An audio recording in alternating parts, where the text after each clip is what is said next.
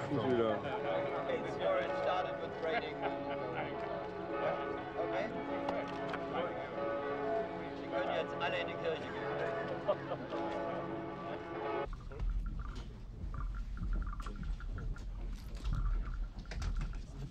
Je n'ai pas commenté les différents événements qui se sont produits au Kosovo depuis entre la fin de la conférence de Rambouillet et donc la reprise des discussions à Paris.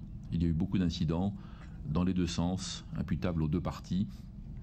Ça dépend des jours et je ne les ai pas commentés en détail. Je déplore globalement l'ensemble des incidents qui ne font que démontrer que nous devons rester à l'œuvre pour trouver une solution et pour réduire cette tension dont on voit bien qu'elle ne demande qu'à exploser dans des proportions encore plus grandes. On a encore des réserves et nous, je vous l'ai dit, notre évaluation n'est pas terminée.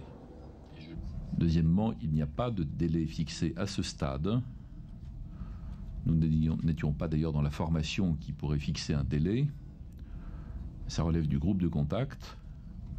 Les pays européens membres du groupe de contact et les deux coprésidents travaillent naturellement en tenant le plus grand compte des réflexions qui sont menées à 15 et du tour de table qui a eu lieu hier sur la position des uns et des autres sur le Kosovo. Mais ça relève de la conduite directe de la négociation.